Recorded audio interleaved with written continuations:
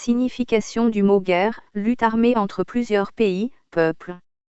Signification du mot spirituel, qui appartient à un domaine moral, distinct des réalités du monde sensible et de la vie pratique.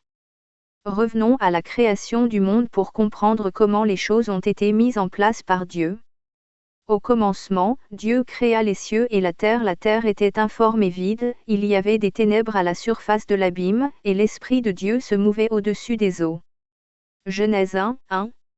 En hébreu, le mot utilisé pour traduire le mot ténèbres est shushek. Ce sont des ténèbres presque palpables, dues à la chute de Lucifer et de ses anges qui erraient sur la terre.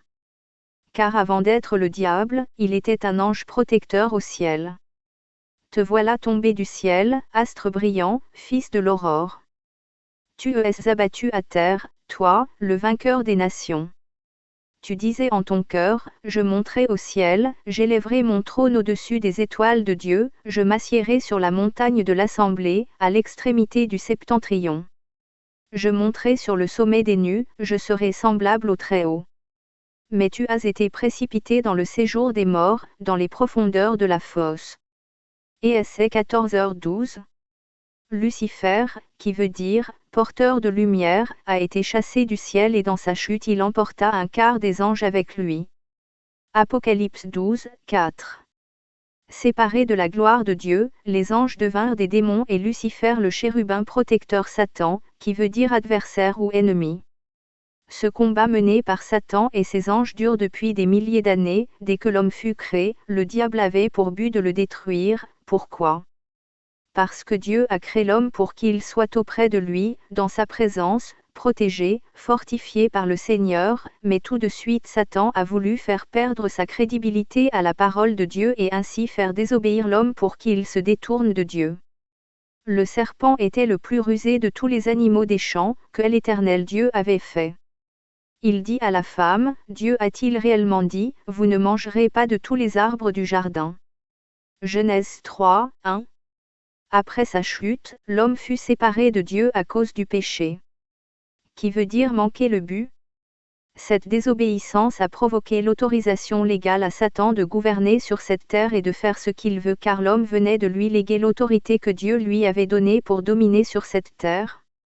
Depuis ce temps, Satan et ses démons font tout pour que l'homme soit loin de Dieu et distrait par toutes sortes de choses afin qu'il aille en enfer. Si notre évangile est encore voilé, il est voilé pour ceux qui périssent, pour les incrédules dont le Dieu de ce siècle a aveuglé l'intelligence, afin qu'ils ne vissent pas briller la splendeur de l'évangile de la gloire de Christ, qui est l'image de Dieu. 2 Corinthiens 4, 4. Ces plans d'action se caractérisent en deux parties, l'une concerne les personnes qui ne connaissent pas Dieu afin de les maintenir captifs et leur transmettre une pensée de fausse liberté qui les pousse à vivre comme bon leur semble en étant eux-mêmes des dieux, puisqu'ils vivent selon leurs propres règles et leurs propres coutumes. Le système mis en place pour détruire les hommes, les pousse à avoir une seule pensée, une seule vision de la vie comme la manifestation « Je suis Charlie ». Concernant la gouvernance, Satan structure le monde comme il veut via les différentes sectes, franc-maçonnerie, Rose-Croix, Illuminati, Skull and Bone, le groupe Bilderberg, Bohemian Club, etc.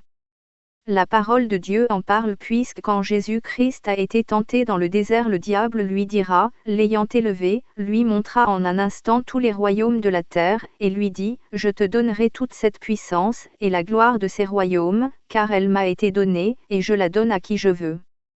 Si donc tu te prosternes devant moi, elle sera toute à toi. Luc 4, 6.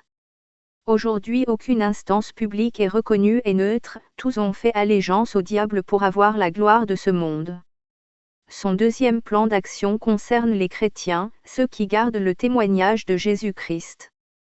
Ils l'ont vaincu à cause du sang de l'agneau et à cause de la parole de leur témoignage, et ils n'ont pas aimé leur vie jusqu'à craindre la mort. Apocalypse 12h11.